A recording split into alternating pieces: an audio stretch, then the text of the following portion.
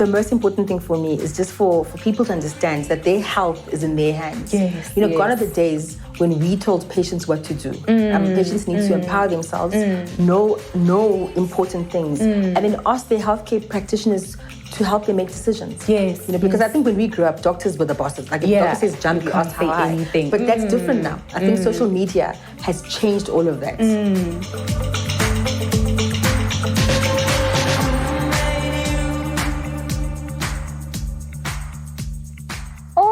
Goodness, how exciting is this, ladies? It's so exciting. How exciting. We are so grateful to companies like Libresse for giving us the opportunity to talk about the V conversation and not call it just a V moment, but talk about the vagina and everything that comes with it. And talking about some of the cultural practices that are making it this hush conversation. You would go to church. You cannot take umtendelego because you are on periods. You go to some of the traditional healers. They can't even prescribe medication for you when they are menstruating unless they cleanse themselves. And I mean the opposite of cleansing is dirty. So what are you cleansing? These are challenges. You can't have communion. You can't touch medication. In some celebrations and ceremonies, when you are during that time, you are not allowed to go into spaces where there's cultural practices. I think a lot of it comes from the fact that our own parents didn't speak to us about, menarche, starting your periods. Exactly. I know that when I was young, my mom had this book that she kept under her petticoats and her bras, and it's a book about sex and giving birth and so on. And that's where I learned about periods.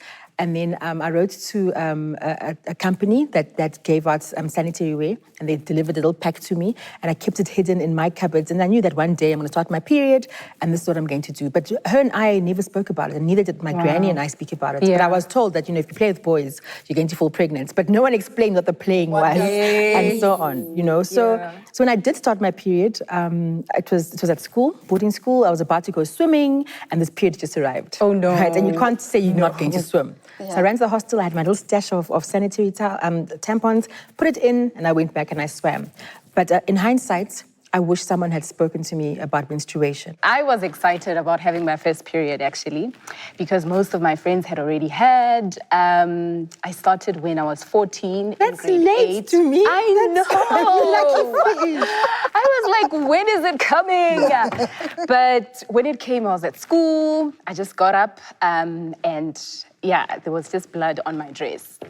And I mean, I was in a co-ed school with boys and girls, so the boys were very traumatized. However, at school, they would explain to us, because we had life orientation, they would explain what a menstrual cycle is, and that it's the body actually saying that we were preparing for procreation, for pregnancy. So pregnancy is not happening, so we're shedding, as you said, So how do the teachers, what words do the teachers use for your age group to explain the menstrual cycle? Can I tell you that my teacher said she had her first period at the age of 9. So she was she was very comfortable. She was like, so the bleeding will happen from the vagina and it will stop, but you use sanitary toil, so either a pad or a tampon. They were very open about it. But at home, we didn't really speak about it. And because I'm the eldest daughter, actually, the first person I told was my dad. Oh. I know, it's very weird.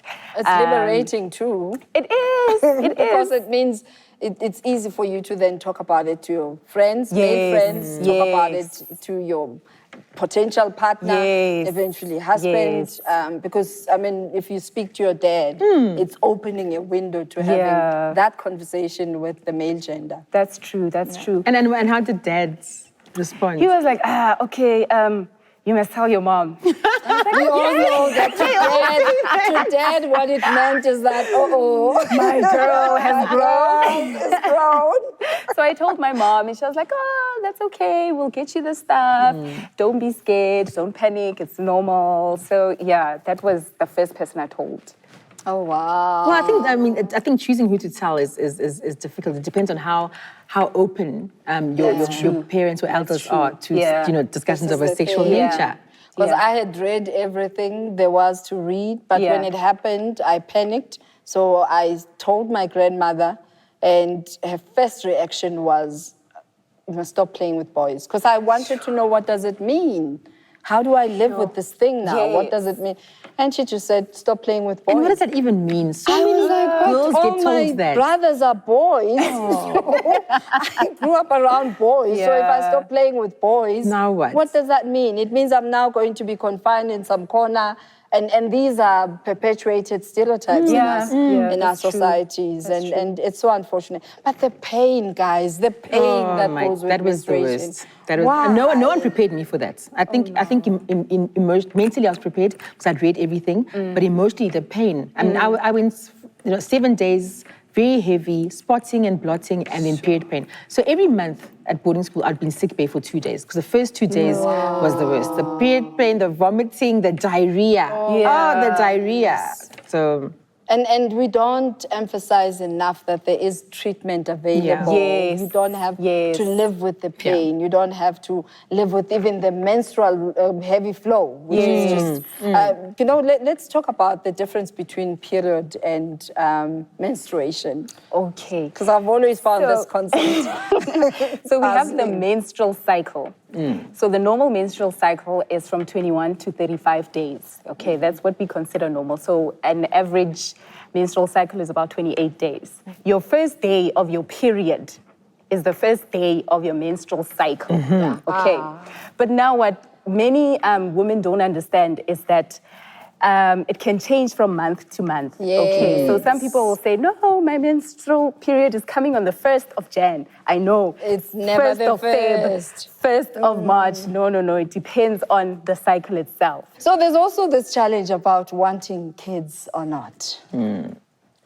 Wanting kids, it's one thing to want kids. And it's one thing- society can be brutal. And it's one thing to be able to have them. I think many of us, I get a lot of queries from people wanting to know how they determine fertility without ever having fallen pregnant.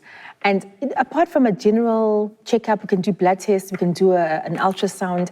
There's no way of us being able to tell you if you're going to be able to conceive or not until you've actually fallen pregnant. Yes. So people do worry about that. It's something that people want to know. Will I be able to have kids later on? I think with me, I have polycystic ovarian syndrome. So I got married.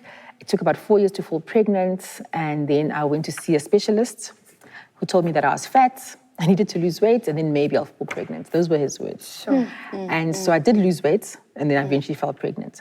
But it was a challenging time because, when you're married, the expectation that within a year or two of getting married, a baby pops out. Yeah. And that's very unfair. That's so the way we've been socialized. What are the aunties saying?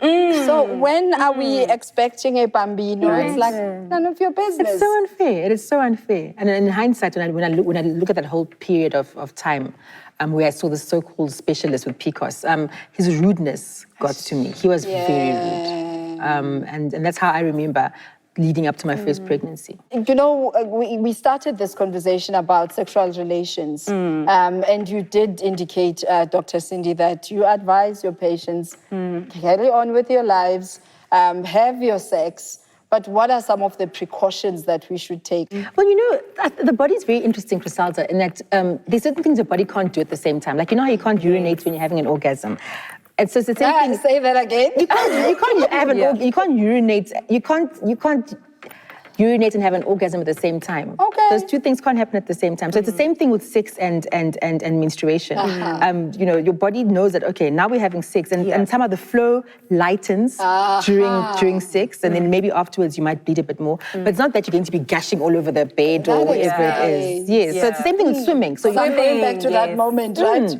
So you can so even explains. swimming, if you swim swimming. without a tampon or a pad, you're not going to bleed into the water. Same thing with bathing. When you're on your period and you're going to the bath without a tampon or a pad, your body just knows, okay, now we're bathing, let's just behave for a few minutes, and then afterwards the blood starts flowing. So the body, I don't know, the body knows. So I think, a towel is fine, but just talking to your partner and making sure they understand that it's not going to be as messy as they imagine, because it actually never is. Yeah. It actually never is. But it is relieving. Orgasms will do alleviate because I period remember the plastic, the towel. Yeah, that's too much admin. That's too much It admin. was just too much admin, and it was totally unnecessary. the body kind I of realized gets it. thereafter, but But also, you know, as we're talking about deciding when to have a baby, whether or not, part of why we would decide, I don't want to do this, because we've seen the stories behind being pregnant. Where you're going to have stretch marks, and if I don't that's wanna all have stretch natural. marks, I mean, I ain't gonna have a baby. I am going to have double TD. So you know what I say to people? I always say to people that mommies are meant to be squishy. Your boobs are meant to grow. Your tummy's meant to be. Everything's meant to be soft and squishy. And then afterwards, then you're a mummy, and mummies are squishy. But I think we need to get people to accept that your body will change with pregnancy. I think we focus too much on snapping back. There's this whole snap back. Especially the younger generation. Snap back. With immediate effect. But bodies do get squishy, and stretch marks, to be very honest, do fade over time. They do go away. But I think this conversation, we need to have it more with men. Because you want to get back because you want to appease him. And if he's part of realizing that my queen has delivered an impossible project, he has this healthy baby, and the focus is now here. That with every product, there comes a time when it's not as the original as you bought it from the shop. I mean, it gets serviced, but the vagina stays the same, Griselda. I think most people are concerned about the laxity of the vagina. I mean, I've had 2 vaginal deliveries, and no, I didn't go there. I wanted it because I was like, you snap back faster. I mean, cesarean section is going to hold me back, you know. But I had to have an emergency Caesar, and I remember, like, after 3 days, I was like, this thing is painful, and now I have to wait before I exercise again, you know. I was almost depressed because I'm like, look at him, his body didn't change, my husband, you know. Pregnancy is a miracle, guys. Sure. And I think the biggest concern, I tease about the vaginas and so on, but the biggest concern for most women is, will my vagina still be tight after having had a vaginal delivery? Going for the vaginoplasty. Yes, and that's back on. And I mean, there are specific situations where you can go and have a vaginoplasty because maybe you tore a lot and they ended up having to, cut into your perineum and so on. There are situations where that can be done, but for the majority of women, your vagina will go back to normal. Thank you. And it'll be okay. It's nature, you know. Stretch marks, as I said earlier, stretch marks fade. There's no product that will make them go away overnight. They will fade on their own. Even if they're there, I mean, what's the fuss? The body's stretched. That's true. Shouldn't be a trademark that a product was delivered. It's like your SABS approval stamp. Well, not everyone appreciates it, but I hear you. This is a stamp of approval that mission accomplished. Well done, but to me, I mean, it's interesting that you mentioned that no one prepared you for the body changes. Is it because you've always been small? What? So I think because amongst my friends, I'm the one that got married. One of the ones that got married first, had a baby first. So I didn't really have these conversations with my aunts or grandmothers. No, to them, mosadi ke nama, a woman must have flesh. So I've always liked staying active. So the fact that I couldn't stay active. Even after seeing my gynae, she was like, take it easy, just breastfeed, you'll be fine. I couldn't. I looked in the mirror and I was like, this is not me. I still looked as though I was 5 months pregnant after delivery. And it really messed me up because I was like, I am not this person. I had gained 21 kilograms. But that's normal, though. I mean, we expect people to gain between 15 and 25 kilograms. And I know all of that. I know, yes. I know all of that. But when it came to me, I was like, because I was coming from a nursing background, immediately after high school, I went into nursing training. My first experience was peds with burns, which was traumatic. When I moved from there, from my practicals, I was in the labor ward. Trust me, I did not eat liver for a very long time. So I had this figured that I am not going to have vaginal birth. In planning my pregnancy, this was going to be simply, I was going to have a cesarean section because I would choose when to have my child. I would epidural myself. And I refused to go through that pain because of the cuts that we talked about earlier on. But, you know, it doesn't feel the same. So planning this birth as a couple, how important is that? I think the most important thing is you can have a birth plan, but make room for the birth plan not working out. Dr. Or else you'll end up in a deep postpartum depression. Like, you know, you can want to have a vaginal delivery and you can want all the things to happen the way you want them to happen, but just make room for disappointment. And when I think about how my postpartum depression started, with my son, you know, my second born, he was born with a cord around his neck twice. One of my daughters had that too. So he went from the labor room straight to neonatal ICU, and that was not what I wanted, you know. Yeah. And I had preeclampsia, I had high blood pressure during pregnancy. So on the day of my baby shower, I was in hospital having bed rest. So already I was upset that things didn't go according to plan. And then this baby comes out with the cord around the neck and he's blue, and then he's taken to NICU. And so it was just a mess. So I had, you know, so if you don't make room for I won't say disappointment, but if you don't make room for other things happening, then you're not going to cope. You're not going to cope. With the situation. So I didn't adjust at all. We should have had this conversation because I was like, I'm doing my squats, I'm having a natural birth, and my gynae just said to me, no, the head is not actually coming down as it should. I said, no, let's wait a bit longer. And I was in labor now. And she said, so the head was still way up? Yes, it wasn't engaging. And she said to me, now the child is getting stressed. You know, there's fetal distress. And I just said, okay, it's fine, let's do it. So I was already just disappointed because I was like, but I want to push. But you know, sometimes things don't go the way as they should. But it's good to have your options open. It's important that we're having these conversations. And once again, big ups to Libresse for giving us an opportunity to just talk factually about the V-spot. I don't know whether this is exciting or sad, that, you know, post 50, you're not sure whether you're still counting to have more babies.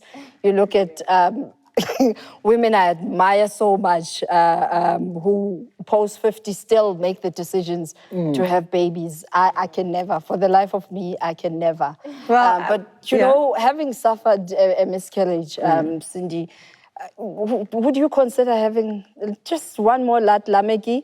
Well, I'm hoping to have two more. I'm hoping to have two more for the road. I mean, I'm turning 45. You are? Yeah. I'm turning 45. But the miscarriage was challenging. That happened in 2014. I was watching TV, felt a little bit, I was feeling a bit tired that day. I remember I was feeling tired. And I was watching TV, I was lying down. And it was the Soweto Derby that was on.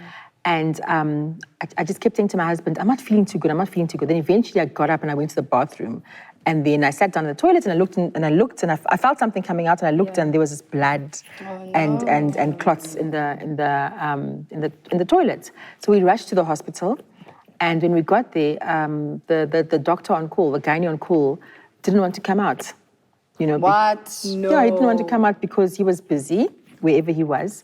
And so he just said to them, you know, tell her to come, give her this, write a prescription for her, and tell her to come tomorrow morning. No. So I got the prescription for, there's a tablet. No examination? No, nothing. There's tablets that you take. He obviously doesn't even know that you're a doctor. No, I didn't impose that at the time, you know.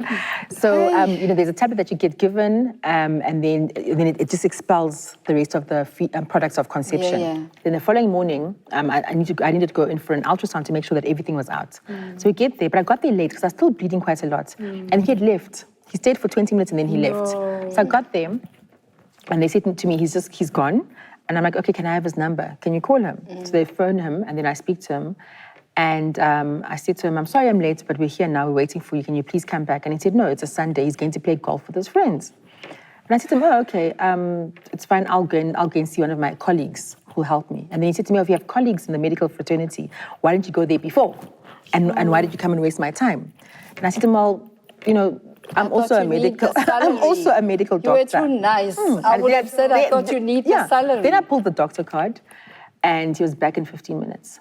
Wow. So, yeah. So that for me was very harrowing, because I think the one thing about me with medicine and just with caring for people is that you need to treat everyone the same the first time around. So had I not been a medical doctor, had I not pulled the doctor card and I'd just been a lay person, he was not going to come back. I was going to carry on bleeding, not get an ultrasound done, not know if all the products of conception have come out, and then what?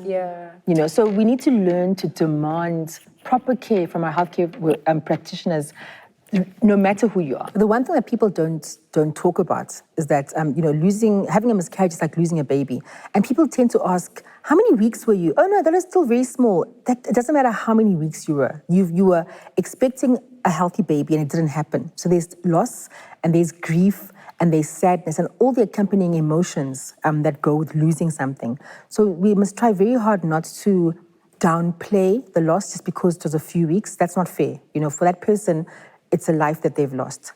The other thing as well that happened to me, and I think will happen to most people, is that you don't want to have sex again. You know, you don't want to try and have another baby. You don't want to have sex. You don't want to be intimate because you're still reeling over the loss. So it took us a few months to getting back into having sexual intercourse. But it's something I had to be very conscious about, something I had to work on so that I could start having sex again and then eventually build up to intimacy. So be very aware of that, the loss of libido and just not wanting to possibly fall pregnant again. I think the last thing that is important about miscarriage is to go for counseling. You know, it's important to go for grief counseling, you know, on your own, as a couple, if you have a partner that's open to going for counseling, just to get over it. Because I still think, you know, of the child that I lost. I still think that, oh my gosh, you know, it's 2021, the child would have been 7. I think like that. And it takes a while to get over it. So make sure you go for counseling. Make sure that, you know, you don't blame yourself, because miscarriages do happen. It's not always your fault. It's actually never your fault, but there are times when you do feel as if it's your fault and you could have done something wrong. In my case, it was a spontaneous miscarriage. We don't know why it happened, but it did. So make sure that you don't blame yourself and you don't internalize the pain. I know that we are almost ending this conversation, but what does your menstruation, the blood flow, what does it comprise of? Because there's this notion that it's only blood in there. What are the other particles that are within your periods? There's the lining of the uterus wall.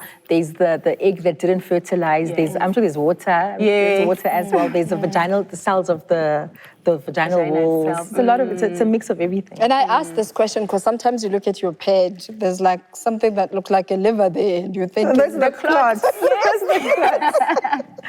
Yes, the clot. So, well, sisters, I think we've talked about almost everything, but can you believe that there's more where that came from? You still need to hear about my private summer. Yes, I can't wait.